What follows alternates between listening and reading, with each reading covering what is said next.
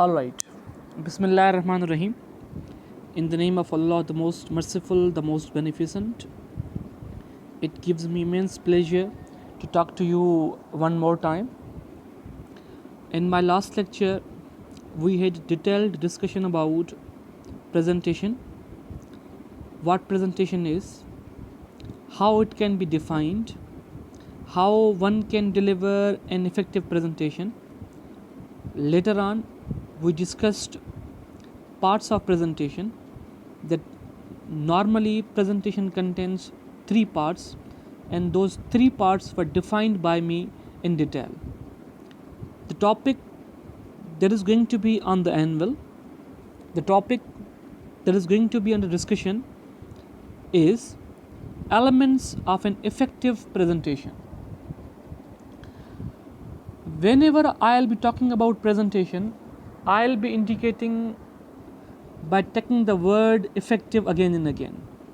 Why I am taking this word? Because I want to make you understand, I want to make you learn about effective presentation, not a normal presentation. Well, so basically there are various elements that make an effective presentation. Apart from all those effective elements that make a presentation effective, I have brought with me couple of elements that will be discussed today. One of the striking elements of effective presentation is ideas or content. By content, by ideas, we mean the material that we will speak on a particular topic. Ideas means information. Ideas means knowledge. Ideas means your thoughts. Ideas means your notions. Ideas means something that you have got in your mind about a possible topic. It is very important, it is very necessary that one should have, basic, at least basic information about a particular topic. If one comes without preparation, if one comes on the stage behind rostrum and delivers something irrelevant, speaks aimlessly, now that speech, that presentation, that use of time is of no use if you are not well prepared, if you do not have enough ideas, if you do not have enough content, if you do not have enough material about a possible and a particular topic. Now here question arises that how we may gather ideas, how we may collect information, how we may collect data on our possible topic. Basically, there are various ways through which you can collect material, through which you can collect data. I'm going to tell you some of the major and very common resources that can help you collecting data. One of the striking, important and significant resources behind collecting information is your books. If you are curious about your presentation, if you are conscious about delivering your presentation effectively, and if you think that you want to shine your name by delivering really an effective presentation, then you have to read books. Dear children, dear kids, by calling presentation ineffective and by asking you to go for material for reading books, I want to indicate the real importance of presentation that lies in your content. Now if you want to deliver really an effective presentation, then you have to open the books, then you have to open the pages, then you have to get the books in your hand and you have to read a lot in order to make your presentation very effective and very strong. For example, if I may say that there are many diseases that pave a way for a person to be dead.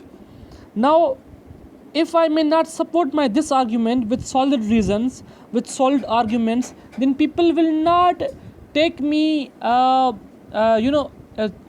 not give importance to my ideas. Why? Because they think that whatever I will talk, I will not provide them solid reasons. Now, once I read the books, once I collect information about my topic, then I can provide them examples, then I can provide them reasons, then I can provide them logical arguments. Now, if you really want to make your presentation effective one, then you have to read many books for the sake of delivering an effective presentation. Apart from books, you have got cell phone in your hand. You are using internet on daily basis. Now, these days, it's a very general maxim, it's a very general saying that Google has become God for students. Wherever they feel difficulty, they go towards their cell phones, they start using internet, and they go on Google, and then they search different things in order to find their solution to their respective problem. Similarly, if you want to search on your topic, then internet can help you in this regard. You can take help of Google engine by clicking your topic and then by finding relevant material. You cannot use internet only for the sake of games, for the sake of watching videos, watching movies and listening songs, but it can help you if you use it positively. Now, internet can help you in finding out your material. These are the most important and most reliable resources that you can rely on. Number third, if you think you have not got relevant books for a particular topic, if you think you do not have internet package and you cannot access internet, or you do not have cell phone basically, now the third resource that can help you in this regard is your friends. Now, friends can help you in providing you information.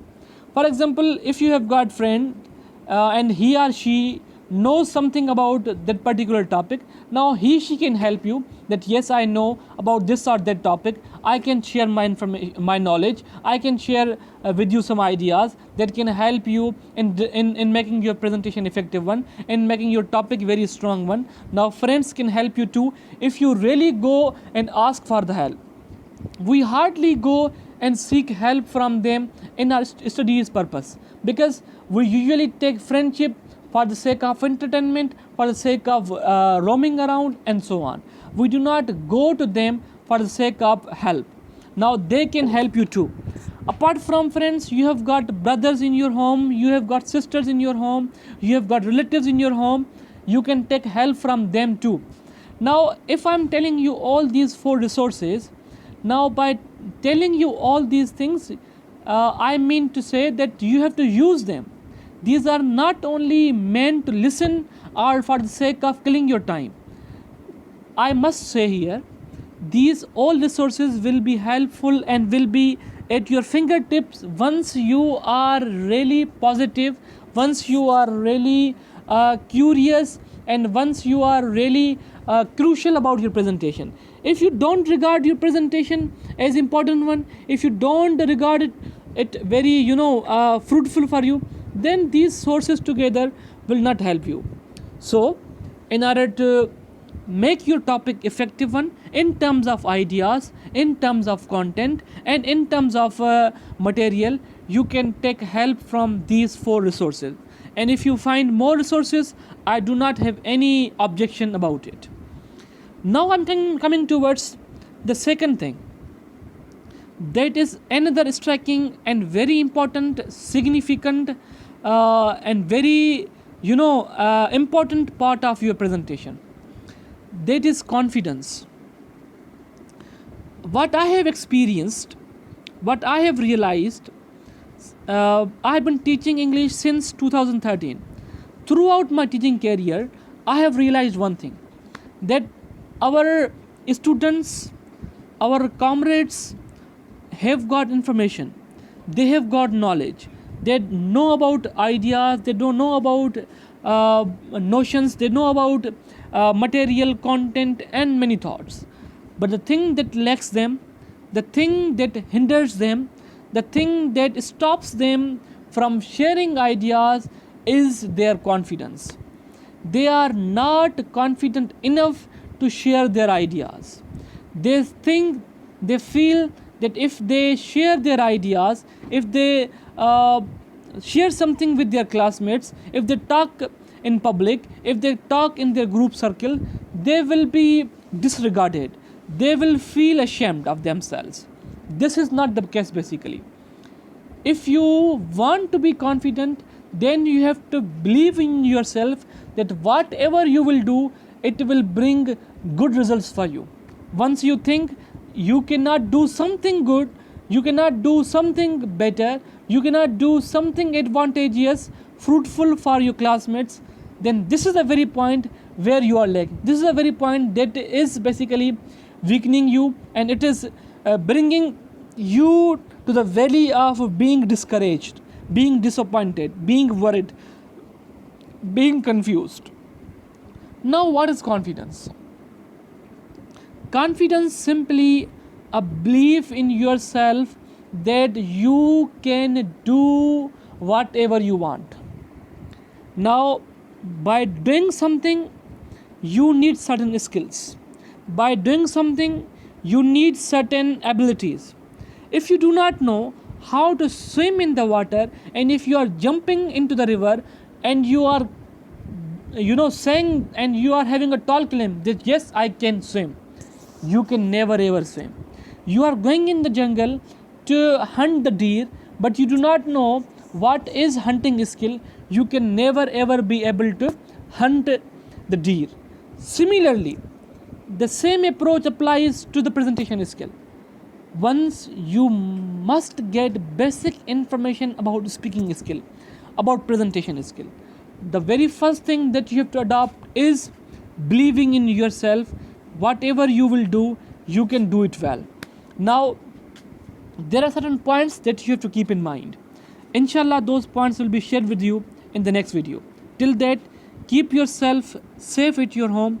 Enjoy reading books and start enjoying these lectures. And if you have any confusion, any question, or any problem you have, you can contact to the focal person. Till that, stay blessed. Allah Hafiz.